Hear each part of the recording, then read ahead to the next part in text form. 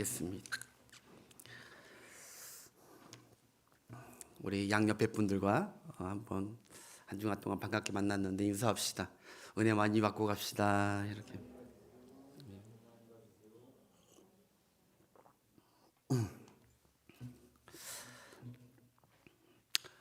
오늘 마음이 애통하고 정결한 복에 대해서 말씀을 전하고자 합니다. 우리 교단에서 좀 왕년에 제일 컸던, 지금은 아니지만 충영교회가 아시는 분 아실 거예요. 강남의 충영교회. 그 충영교회 일간지에 교회지에 나왔던 한 내용인데요. 예배 헌금 시간에 그 교회 그 젊은 집사님이, 여자 집사님이 헌금 시간에 1,000원을 내고 싶었답니다. 근데 아무리 지갑을 뒤져봐도 1,000원짜리가 보이지 않는 겁니다. 5,000원짜리하고 10,000원짜리만 보이는 거예요. 파란 게 안 보이고. 그래서 계속 그것을 찾고 있는데 결국 자기 앞에 헌금 바구니가 이제 오게 되는 했던 것입니다. 그래서 할 수 없이 그분은 1,000원 내고 싶었지만 어쩔 수 없이 다급하게 5,000원짜리를 넣었다는 겁니다. 그리고 그 주간 구역 예배 때 이 여자 집사님이 구역 예배에 참석하면서 구역장 되시는 권사님에게 그 주일날 있었던 얘기를 무용담 삼아서 이제 얘기를 했답니다. 그러자 그 구역장님께서 그 젊은 여자 집사님에게 이렇게 얘기했답니다. 집사님, 걱정하지 말아요. 하나님께서는 분명히 집사님의 1,000원만 받으실 것입니다. 1,000원만 받았을 게 확실합니다. 걱정하지 마세요. 그랬답니다. 제가 뭐 웃자고 들으려는 얘기가 아니라 이게 제가 아주 짧고 간단한 이 시사거리인데 저도 왕년에 이랬던 기억도 떠오르고 남전도회 여전도회 헌신 예배할 때 5,000원짜리 내고 싶었는데 5,000원이 없어가지고 10,000원짜리를 냈던 그때 참 부끄러웠던 그때도 생각나고 그러면서 이것을 읽으면서 그런 생각을 했습니다. 우리가 믿고 섬기고 예배하는 하나님은 어떤 분이신지 다시 한번 생각할 수 있었던 시간이었습니다. 그리고 우리는 과연 그 하나님을 정말 올바로 섬기고 있으며 그 하나님께 복을 요구하고 있는지 우리의 자신을 한번 돌아보게 되는 짤막한 글이었습니다. 그렇습니다. 여러분, 우리가 예배하고 섬기는 하나님은 사람처럼 외모와 그 사람의 행위를 중점으로 보시는 분이 아니라고 합니다. 하나님은 오직 우리의 마음과 중심을 꿰뚫어 보고 계시는 하나님이십니다. 그래서 잠언 21장 2절에 이렇게 나와 있습니다. 사람의 행위가 자기 보기에는 모두 정직하여도 여호와 하나님은 마음을 감찰하시느니라. 감찰하신다는 것은 살피시고 재보시고 있다는 것입니다. 어느 순간만 그런 것이 아니라 하나님 앞에 나왔을 때는 언제나 그 마음을 보고 계시고 감찰하고 계시는 분이 하나님이십니다. 우리가 잘 아는 사무엘상 16장 7절도 한번 보겠습니다.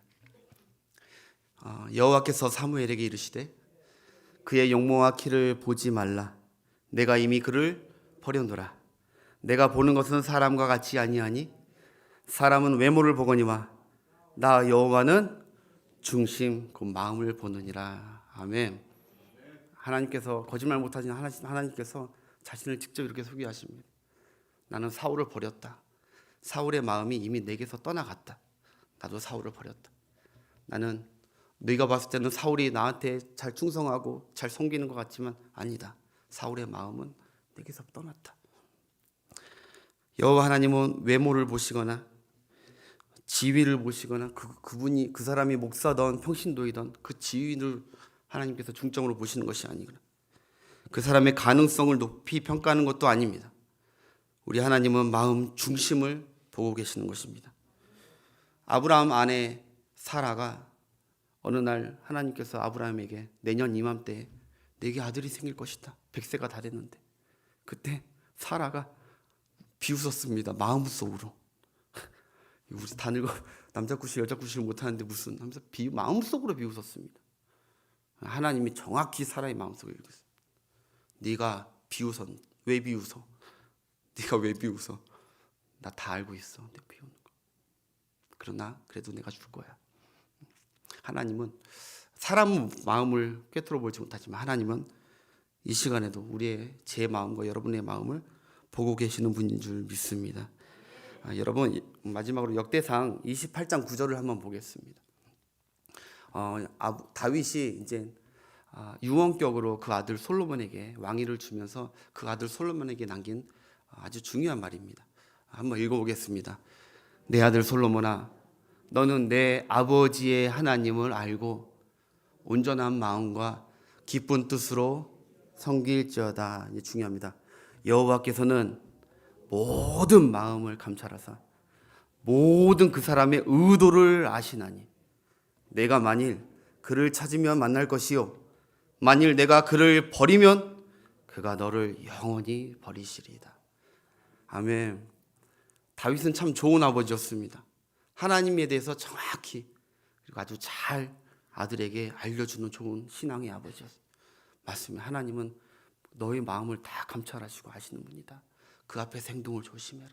그 마음에 들도록 노력해라. 사랑하는 성도 여러분, 우리가 잊으셨다면 다시 한번 되새겨 보시기 바랍니다. 다시 한번 마음에 새기십시오. 하나님은 행위와 외모의 어떠함을 중요시하는 것이 아니라 오직 마음의 어떠함을 보신다. 예레미야서에 보면은 나 여호와는 사람의 심장을 살피고 폐부를 알기에 각각 그 행실대로 보응한다라고 말씀하셨습니다. 마음에 봐서 하나님 마음에 기쁘고 흡족하고 그러면 하나님께서 복을 주시는, 보응해 주시는, 보상해 주시는 그런 좋은 신 하나님이시라는 것을 말씀해 주고 계십니다. 여러분, 하나님 앞에서 마음의 어떠함이 정말 중요합니다. 가식 없이 외식하지 않고 바리새인같이 그냥 다윗과 같이 온전한 마음과 깊은 뜻과 정직한 마음으로 신앙생활 하시면 하나님께서 반드시 2022년 여러분들에게 하나님께서 보상해 주시고 하나님 기뻐하시고 복 주시는 한 해가 될 줄 믿습니다. 오늘도 그래서 지난주 우리 예수님께서 산상수훈 팔복에 대해서 말씀을 이어가려 합니다.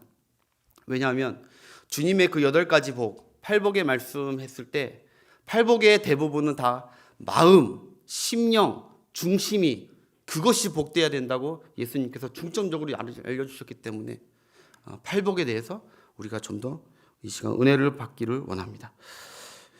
예수님께서 말씀하시길 그리스도인의 참된 복은 오늘 보니까 마음이 애통한 자가 복이 있는 것이고 마음이 청결한 자가 복이 있는 것이다.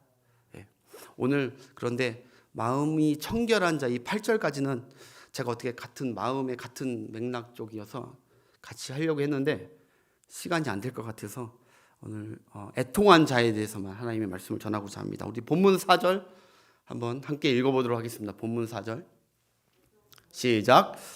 애통하는 자는 복이 있나니 그들이 위로를 받을 것임이요. 아멘. 애통하는 자가 복이 있다고 하십니다. 애통하는 자가 왜 행복한 자라고 하십니까? 바로 그들이 하나님의 위로를 맛볼 것이기 때문입니다. 하나님의 위로. 여러분, 우리가 살아가면서 우리의 인생에 즐거울 때만 있는 것이 아니지 않습니까? 어쩌면 우리가 살아가면서 슬프고 외롭고 고독하고 그리고 고통에 고난에 눈물을 흘리는 때가 더 많은 것이 인생이라고 성경은 말하고 있습니다. 인생은 즐거울 때보다 웃을 때보다 슬프고 가슴 아플 때가 더 많은 게 인생입니다. 그렇게 인생길을 살아가면서 나를 진정으로 위로해주고 진정으로 공감해주는 분이 있다는 것은 그건 정말 인생의 복 중의 복입니다. 여러분, 만약에 세상적으로 아무리 출세하고 아무리 성공하고 큰 집에 살아도요, 내가 정말 고독하고 내가 정말 어려운 상태고 정말 눈물 날 때 위로해줄 단 한 사람의 가족이나 남편이나 아내나 자식이나 친구가 없다면 그거야말로 정말 불쌍하고 외로운 인생 아닙니까?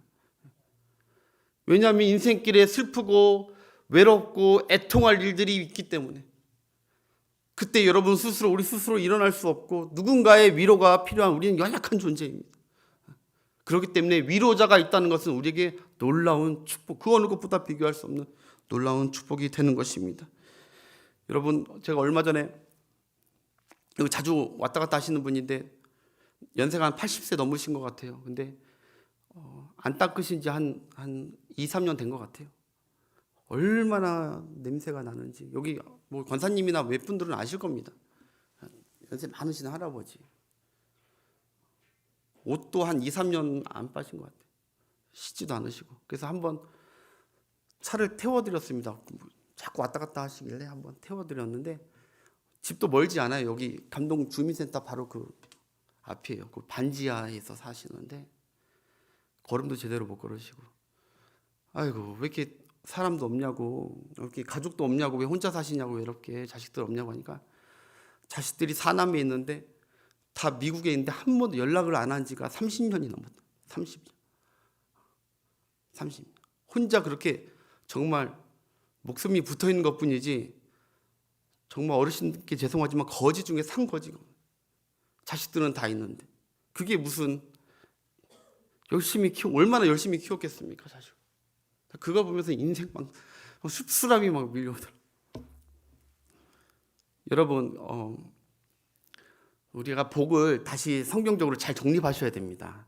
마음의 복, 정말 위로자가 하나님, 오늘 본문 말씀처럼 하나님의 위로가 내게 진짜 복인 것을 여러분들 오늘 깨닫고 돌아가시는 여러분 되시길 바랍니다. 예. 여러분 현대인들이 그래서 우울증과 고독사가 얼마나 많은지 여러분 뉴스 봐서 알잖아요. 더 늘어나서 외로워서, 위로자가 없어서. 그래서 인생 진리 백과사전이라고 하는 구약 성경 전도서에 보면 솔로몬이 이렇게 얘기합니다. 내가 해 아래 인생을 살펴보니까 그들에게 눈물이 많도다. 그러나 그보다 더 슬픈 것이 있는데 그들에게 위로자가 없도다 라면서 통탄해하고 탄식합니다. 내가 해 아래 인생을 보니까 시적 표현이죠. 인생이 다 슬퍼하고 고통하고 있고 있는데 그거보다 더 슬픈 것은 그들에게 위로자가 없다고. 위로를 받지 못해가지고. 그러면서 그렇게 얘기합니다. 차라리 태어나지 않을 거나 아예 미리 죽은 영혼들이 더 복되다라고 전도서 4장에 나옵니다. 1절부터 3절까지. 차라리 저러려면 태어나지나 말지. 저렇게 불쌍하게 살려면. 그만큼 사람들이 사실 다 우리가 숨기면서 살 뿐이지, 믿는 자나 믿지 않는 자나 다 죄로 인해서 슬픔과 애통이 더 가득한 이 세상입니다. 긍정하시면 고개라도 끄덕여 주시면 감사하겠습니다. 저도 이제 어린 나이에 이런 얘기 죄송한데, 점점 더 힘들어지는 것 같아요. 여러분, 오늘 성경에서 애통이란 말은 이게 원어적으로 이게 어떠한 애통, 과연 예수님이 어떠한 애통한 자가 복이 있다고 하느냐. 여기 애통은요, 그냥 단순히 슬퍼하는 그런 것이 아닙니다. 다 그냥 눈물 찔끔 나는, 그냥 속상해가지고 넋두리하는 그런 애통이 아닙니다. 여기서 애통은 슬픔 중에 가장 슬픈 단계입니다. 가장 슬픈. 심장이 꿰뚫린 아픔과 같은 고통이 있는 자가, 그 자가 세상적으로 봤을 때 불쌍한 자인데 아니라는 거예요. 예수님께서는 그 자가 복된 자입니다. 마음이 막 비통하고 끊어질 정도로 막 아픈. 우리말로 쉽게 표현하면 여러분 단장이라는 말을 아실 겁니다. 단장. 끊어질 단, 창자할 때 창. 막 속이, 장이 끊어질 정도로 아파하는 거. 이 단장이란 말이 어떻게 나왔냐면요. 아시는 분도 아시겠지만 중국 진나라 때 한 병사가 전투를 하다가 이제 퇴각하면서 새끼 원숭이 한 마리가 있길래 새끼 원숭이 한 마리를 잡아서 데리고 왔어요. 데려서 구워 먹으려고.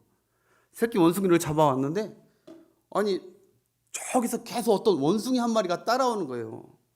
알고 보니까 이 새끼의 어미 원숭이. 그냥 10리 정도, 한 4km 정도 막 갔는데 계속 그 어미 원숭이가 새끼가 잡혀가니까 막 소리내어 울면서 구슬프게 울면서 계속 나무를 잡으면서 따라오는 거예요. 그래도 이 병사가, 중국 병사가 그 불쌍해서 그걸 놓아주지 않고 새끼 원숭이를 그대로 데리고 배에 올라탔답니다. 그 배에 딱 올라타는 순간 그 어미 원숭이가 그 자리에서 즉사한 거예요. 그 자리에서 죽었대요. 그래서 병사가 내려가가지고 그 원숭이도 잡아먹으려고 원숭이를 잡고 배를 갈라 보니까 신기하게 그 창자 토막이 다 끊어졌대요. 절단이 나 있던 거예요. 그래서 그 단장의 슬픔이 유명한, 우리나라에는 단장의 미아리 고개 이렇게 나오잖아요. 그 정도로 막 애통하는, 가슴이 휘어피는 그 애통이 있는 자가 오늘 주님께서 복이 있다고 얘기하십니다. 사랑하는 성도 여러분, 애통이 없을 수 없는 우리네 인생에서 예수님은 왜 우리에게 이렇게 말씀하십니까? 예수님 이렇게 말씀하십니다. 복이 있도다 먼저 선언합니다. 복이 있도다 애통하는 성도여. 왜냐하면 너희에게는 위로자가 있기 때문입니다. 위로자가 있기 때문에 너희들이 복되다. 너희의 눈물을 닦아주시고 너희의 슬픔을 기쁨으로 바꾸시고 너희의 눈물을 웃음으로 바꾸시고 너희의 애통을 형통으로 바꾸시는 전능하신 하나님, 완전하신 위로자 하나님이 바로 너희의 아버지 하나님이다. 그러니 너희들은 복된 자들이다. 인생을 살아가면서 참된 위로자 없이 사는 사람들이 많습니다. 그러나 우리는 예수님께서 선포하셨듯이 우리는 살아가면서 어떤 역경이 만나도 우리가 애통하며 부르짖을 때 하나님께서 우리를 위로해 주시고 우리의 모든 문제를 해결해 주시는 좋으신 하나님인 줄 믿습니다. 여러분, 우리가 잘 아는 대로 누가복음 7장 11절 이하에 우리 나인성 과부의 얘기가 나옵니다. 그 스토리 여러분들 아실 것입니다. 한 과부가 있었죠. 근데 그에게는 한 아들이 있었습니다. 독자입니다. 한 아들. 그 금이야 오기야 키웠던, 내 생명과도 바꿀 수 없는, 그렇게 소중하게 키웠던 그 한 명밖에 없는 그 독자, 그 아이가 안타깝게도 젊었을 때, 청년의 때 그만 죽게 됩니다. 얼마나 이 사실이 비통하고 슬픈 일입니까? 하나밖에 없는데, 남편도 없고 과부, 이제 그 아들 하나 바라보고 살았는데 얼마나 비통하고 애통한 이 상황입니까? 어느 누구도 그 과부, 그 청년의 어머니를 위로해 줄 수가 없어요. 위로해 줄 수가 없어요. 많은 동네 이웃들이 과부를 그래도 위로한답시고 많은 사람들이 상여를 메고 그 청년은 시신을 메고 나인성 밖으로 걸어 나오는 그 장례를 치러주는 게, 그게 이 세상 사람들의 위로의 한계입니다. 거기까지가 불신자 세상적 위로의 한계인 것입니다.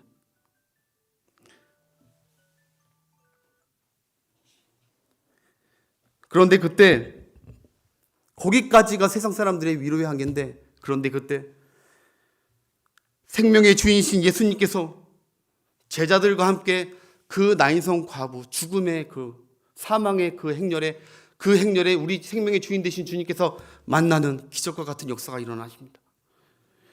예수님은 그 과부 어머니의 애통하는 마음과 눈물을 보셨습니다.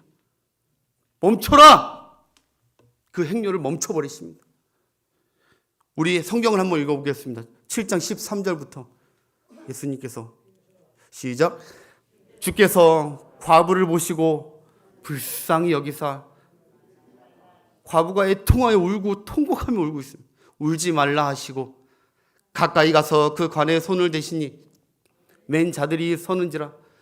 예수께서 이르시되 청년아, 내가 네게 말하노니 일어나라 하시매 죽었던 자가 일어나 앉고 말도 하거늘 예수께서 그를 어머니에게 주시니 모든 사람이 두려워하며 하나님께 영광을 돌려 이르되 큰 선지자가 우리 가운데 일어나셨다 하고, 또 하나님께서 자기 백성을 돌보셨다 하더라. 할렐루야. 아멘.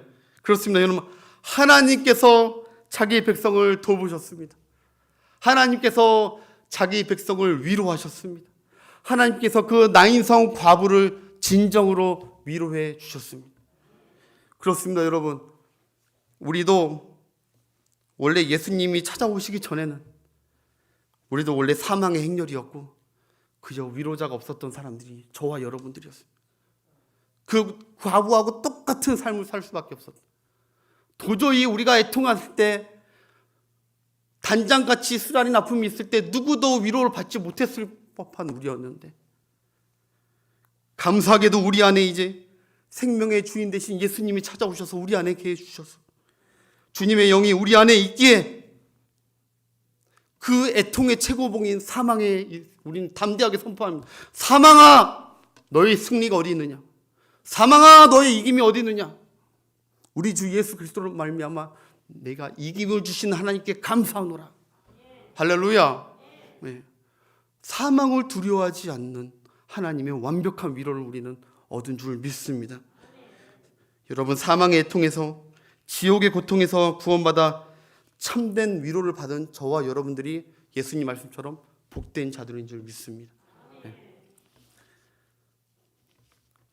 그리고 이 나인성 과부 사건을 통해 우리가 알 수 있는 것은 하나님과 예수님은 당신의 자녀들의 애통하는 눈물을 그냥 모른 채 하거나 무관심하게 그냥 지나쳐 가시는 그런 하나님과 예수님이 아니라는 것입니다. 그저 우리가 그냥 같이 울어주고 그저 위로해 주는데 그저 그렇게 끝나는 분이 아니시라는 것입니다. 그 아픔과 애통과 눈물의 그 의미까지 다 아시고 오늘 나인성 과부처럼 완전히 그 문제를 뒤집어 버리시는 전능하신 위로자, 그분이 바로 우리 하나님이십니다. 그렇기 때문에 우리가 어떠한 애통한 가운데 슬픈 일이 있다면 혼자 끙끙대거나 넋두리 하는 것이 아니라 하나님 앞에 가서 우리의 마음을 짜내는 것입니다. 그러면 하나님의 완전 인생 역전시키는, 모든 문제를 역전시키는 그 하나님의 놀라운 위로를 우리가 맛보게 될 줄 믿습니다. 여러분, 하나님은 하갈이 애통할 때 위로해 주셨습니다. 여러분, 하나님은 한나가 애통할 때 바꿔주셨습니다. 애통을, 슬픔을 기쁨과 웃음으로 바꿔주셨습니다. 여러분, 모르드게와 에스더와 그리고 유다 백성이 다 죽게 돼 온 백성이 애통하고 한날 한시에 다 죽을 것 같은 그 애통한 상황에도 하나님 그 애통의 기도를 들으시고 그 백성을 위로하시고 다 구원해 주셨습니다. 히스기야가 애통하면서 살려달라고 기도할 때 살려주시고 그 땅을 구원해 주시고, 하나님은 애통하는 자의 기도를 들어주시는 위로의 하나님이신 줄 믿으시길 바랍니다. 따라서 우리 한번 따라하기 보겠습니다. 하나님은 위로와 역전에 전능하신 나의 아버지다. 그분이 여러분들의 아버지십니다. 확실히 믿으시길 바랍니다. 애통 가운데, 눈물 가운데 다른 데 가서 하소연하는 것이 아니라,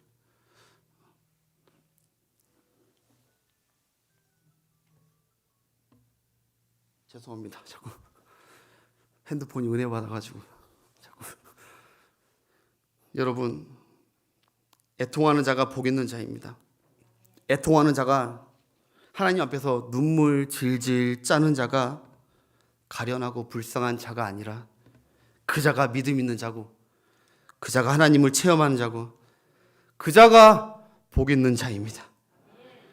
여러분, 하나님 앞에서 센 척, 강한 척 하지 마십시오. 하나님 앞에서 전능한 척, 우아한 척, 품이 있는 척 하지 마십시오. 지난주 설교처럼 마음이 가난하고 겸손하고 범사에 하나님의 도우심이 없으면 못 산다라는, 하나님 앞에서 그냥 마치 갓난아이처럼 그냥 어렵고 힘들 때 그 갓난아이가 부모에게 그냥 엉엉 울고 질질 짜듯이 하나님 앞에 그렇게 애통한 마음을 그대로 그 순수한 심령으로 나아가면 하나님이 우리의 애통을 참 기쁘게 받으십니다. 교회 와서나 사람 앞에, 물론 우리의 행실을 바르게 해야겠지만 하나님 앞에서 강한 척 하지 마십시오. 자식이 애통하며 울 때 부모 마음은 억만배 찢어지죠. 자식이 애통하면서 우는데 헤헤헤 웃는 그런 부모가 어디 있겠습니까? 내 몸을 다 불살라서라도 도와주고 싶고 위로해 주고 싶은 것이 부모의 당연지사 마음입니다. 당연지사. 한 몇 년 전에 제 아들이 제가 하지 말라는 게임을 하다가 걸렸어요. 컴퓨터 게임을.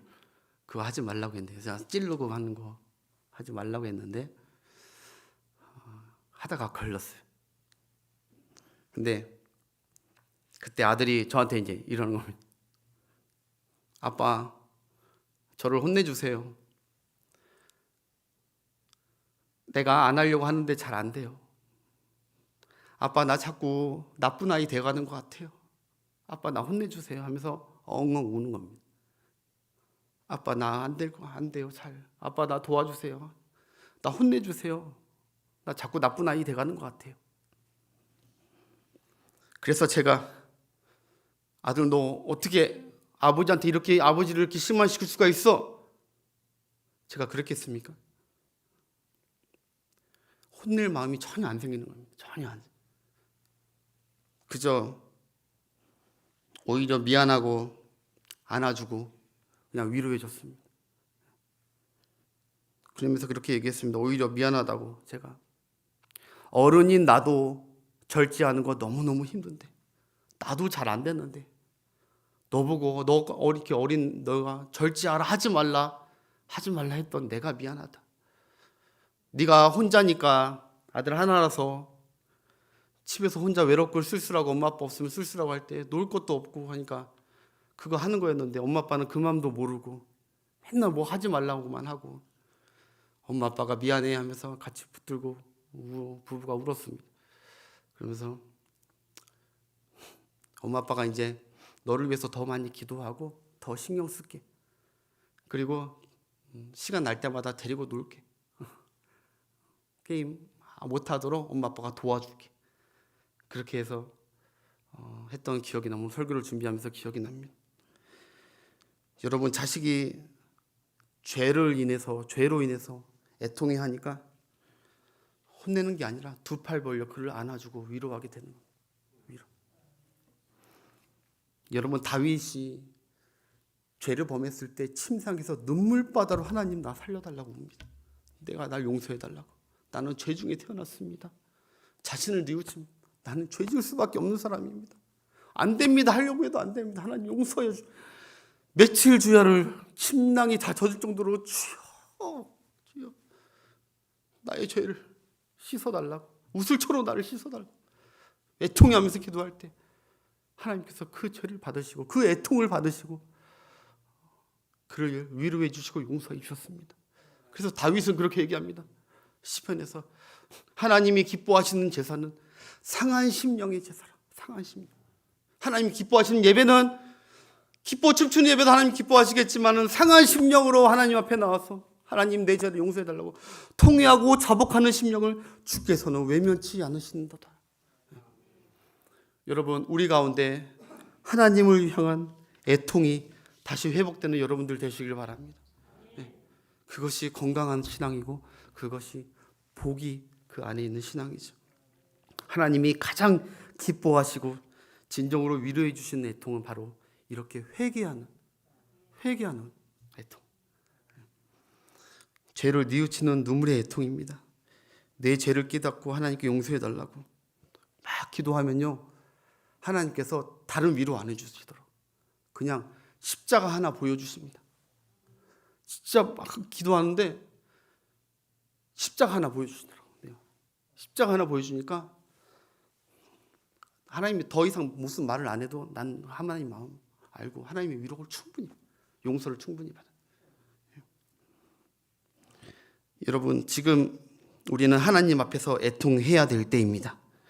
우리가 뭐 사회 부조리와 뭐 다른 사람의 죄를 보면서 막 우리가 막 옷을 찢고 막 분통해가지고 애통해하면서 그럴 때가 아니라고 요엘서에서 얘기합니다. 너희 옷을 찢지 말고 너희 죄를 보면서 너희 가슴을 찢으라고 예수님께서 말씀하셨어요. 우리 가슴을 찢어야 됩니다. 가슴을. 그것이 복된 자입니다. 너희 가슴을 찢어. 네가 나쁜 놈이 하는 것은 절대 지금 복 있는 것이 아닙니다. 애통하고 있는 것이 하나님께 복 있는 자입니다. 그래서 오늘 같은 병행 구절, 우리 똑같이 팔복에 대해서 누가복음 6장 21절부터 나왔는데 거기 한번 봅시다. 누가복음 6장 51절, 21절 시작.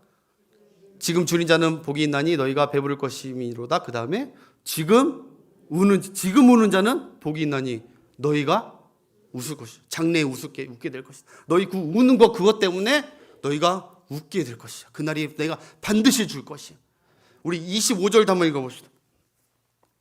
화 있을진저 너희 지금 배부른 자여 너희는 줄이리로다. 이거 첫 번째 복이고요. 두 번째, 화 있을진저 너희 지금 웃는 자여 너희가 애통하며 울리로다.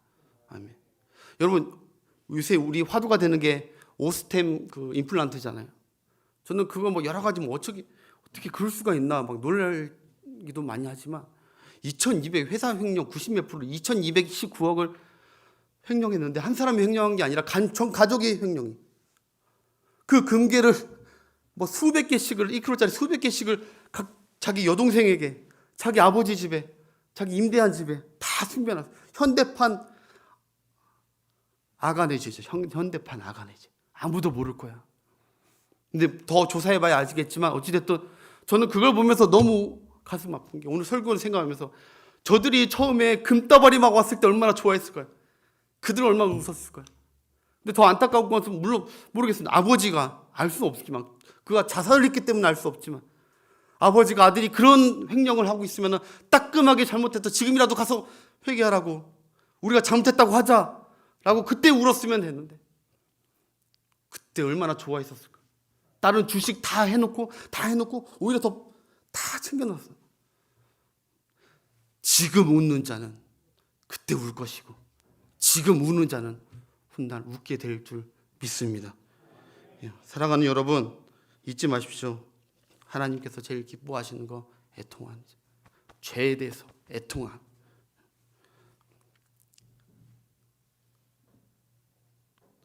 시간이 다 됐는데 간단하게 얘기했습니다. 두 번째, 세 번째가 있는데 두 번째는 여러분 오늘 누가복음에 보면 예수님께서 너희가 나를 위해 예수님을 십자가를 지고 가시는 예수님을 위해서 애통해하지 말고 너희가 너희 자녀들을 위해서 애통해라. 자녀들을 위해서 울어라. 자녀들을 위해서 애통하는 자가 훗날 복 있는 자입니다. 자녀들을 위해서 좀 애통하십시오. 자녀가 그럴 땐 길로 가고 있는데 아무렇지도 않으면 웃고 있으면 안 됩니다. 아까 울 때입니다. 울 때. 자녀가 아직 예수님을 믿지 않고 영혼 구원을 안 받았다면 울 때입니다.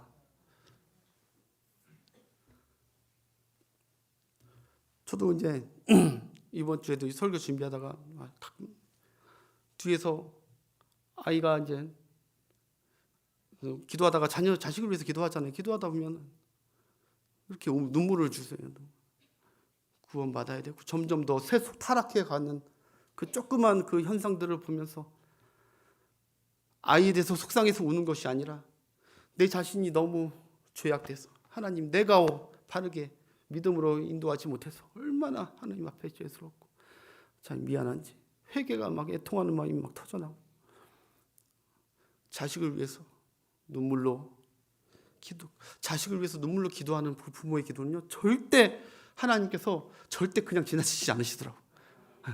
제가 필리핀에서요 시간이 많네요.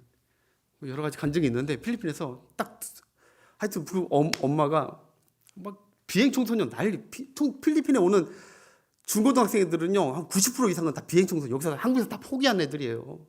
대안학교도 안 되는 애들이에요. 소년원 갔다 오고 막 이런 전혀 포기한 애들. 그 부모가 같이 와가지고 다행히 그분이 믿음 생활 잘하는 사랑의 교회 집사님이셨는데 지금 권사님 되셨는데 예배 때마다 나와가지고 자식 아들 둘이 있는데 아들을 위해서 큰애가 그렇게 말썽을 부려. 그래서 막 기도해요. 억지로 와가지고 교회 앉혀놓고 막 기도하고. 근데 그 애가 그 비행 청소년 애가 고등학교 2학년 때 변해. 고등학교 2학년 때 담임 목사님도 엄청 혼냈어요. 야 이놈 자식아, 니네 엄마가 너를 위해서 너를 어떻게 키우고. 왜냐면 그분이 남편을 일찍 그 아이들 유치원 때 잃었거든요. 세상을 떴거든요. 일찍 과부가 되셨어. 그러니까 자식 둘을 힘들게 키웠는데 어떻게 키웠는데 임마 네가 그래. 목사님도 막 다그치고 저도 다그치고. 근데 고등학교 2학년 때 완전 사람이 한순간에 달라져. 한순간에 그 아이가. 그러더니요 여러분 전혀 갑자기 성적이 오르더니 대학교를 항공대학교, 필리핀 항공대학교 굉장히 어려워요. 항공대학교에 들어가더니 그 30살도 되기 전에 대한민국 한국에 와가지고 대한항공 부기장이 됩니다. 완전히 다른 사람 됐습니다. 작년에 결혼해 좋은 신부 만나서 결혼했더라고. 얼마나 축하해 줬는지. 뭐 그거 말고 또 다른 또 한도 있습니다. 아빠가 경찰서장인데 완전히 걔도 완전히 변했습니다. 근데 그 부모가 눈물로 기도, 눈물로 그 자식을 위해서. 근데 그거 하나님께서 절대 그거 다 기억하시더라고. 지금 얼마나 하나님께 감사하며 사는지 모릅니다. 여러분 눈물 흘리며 자식을 위해서 꼭 기도하시고, 자식뿐만이 아니라 여러분 사랑하는 사람들의 영혼을 위해서 기도하십시오. 가족을 위해서. 여러분 애통하는 자는 왜 하나님, 애통하는 자 여러분 어렵게 생각하지 마십시오. 애통하는 자 하나님의 애통을 품고 있는 자입니다. 하나님의 애통. 하나님이 내 죄를 보면서 애통해 하고 계십니다. 그럼 나도 그 죄 갖고 애통해 한다면 그는 하나님의 위로와 복이 있습니다. 하나님이 다른 사람들의 무엇을 보겠습니까? 여러분 주위에 무엇을 보겠습니까? 여러분 주위에 예수 믿지 않는 자들 그 영혼을 보면서 안타까워하고 있다. 그 영혼을 여러분들 똑같은 애통의 마음으로 그들을 바라보시면서 애통해 할 때 하나님께서 기도를 응답해 주시고 그들을 구원해 주신 줄 믿습니다. 마지막으로 한 가지만 딱 짧게 이야기하겠습니다.